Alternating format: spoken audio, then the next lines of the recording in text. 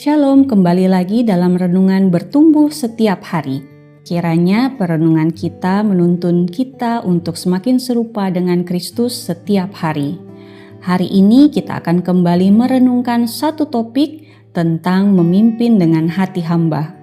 Bagian firman Tuhan yang menjadi fokus perenungan kita adalah Filipi pasal 2 ayat 8, terjemahan baru kedua yang berbunyi demikian. Ia telah merendahkan dirinya dan taat sampai mati, bahkan sampai mati di kayu salib. Jemaat yang terkasih di dalam Tuhan, dalam 1 Samuel pasal 5, Tuhan memerintahkan Raja Saul melalui Nabi Samuel untuk menumpas habis bangsa Amalek beserta segala kepunyaannya tanpa terkecuali. Namun, meski menang bertempur, Saul melanggar firman tersebut dengan membiarkan raja musuh hidup dan menyisakan ternak terbaik demi mengikuti suara rakyat. Bahkan saat ditegur, Saul masih sempat membela diri menggunakan dalih rohani. Berdalih bahwa hewan-hewan tersebut sengaja disisakan sebagai korban persembahan bagi Tuhan.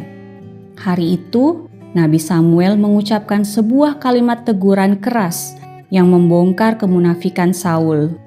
Apakah Tuhan itu berkenan kepada korban bakaran dan korban sembelihan sama seperti kepada mendengarkan suara Tuhan?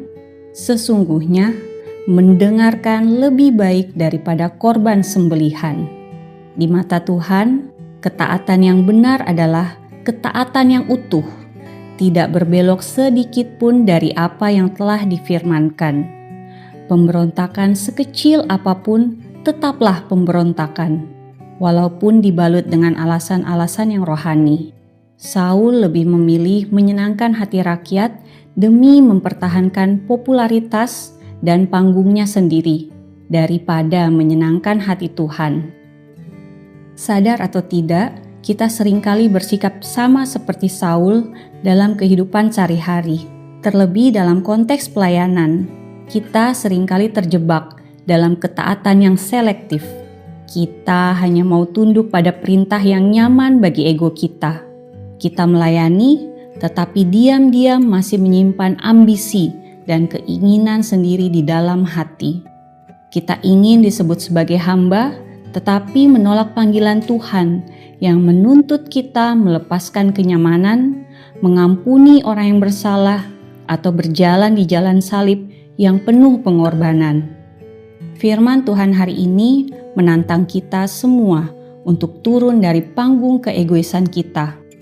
Ketaatan sejati tidak diukur dari seberapa megah pelayanan mimbar kita, melainkan dari seberapa rela kita menundukkan kehendak pribadi di bawah otoritas Kristus, bahkan ketika tidak ada satupun orang yang melihat.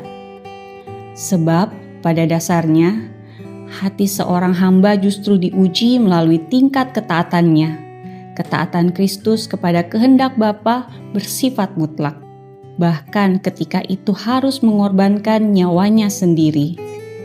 Pemimpin rohani tidak mencari panggung untuk memuliakan dirinya sendiri, melainkan taat sepenuhnya pada panggilan Allah, betapapun tidak nyamannya panggilan tersebut.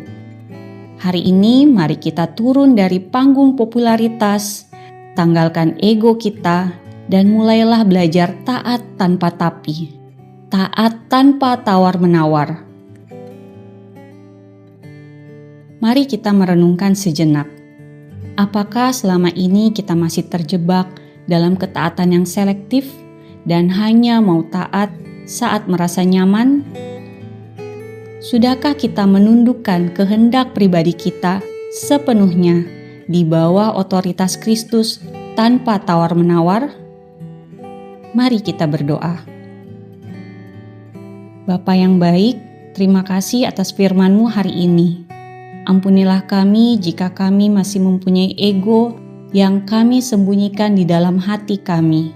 Kami seringkali hanya taat ketika kami merasa nyaman, namun ketika ketaatan itu menuntut pengorbanan atau membuat kami merasa rugi, kami cenderung enggan mengambil langkah tersebut. Ajarkanlah kami untuk menjadi hamba yang baik dan taat, sebab kami memiliki teladan ketaatan mutlak dari Kristus yang rela mengorbankan nyawanya sendiri di atas kayu salib. Ujilah hati kami, Tuhan. Betapapun tidak nyamannya jalan panggilan yang harus kami tempuh, kuatkan dan mampukanlah kami agar setiap tindakan dan keputusan kami selalu memancarkan kasih serta memuliakan nama-Mu. Jangan biarkan kami menolak firman-Mu dan kehilangan perkenanan-Mu. Di dalam nama Tuhan Yesus kami berdoa dan bersyukur. Amin. Mari terus bertumbuh dalam kebenaran firman Tuhan. Sampai jumpa lagi dalam renungan kita esok hari. Tuhan Yesus memberkati kita semua.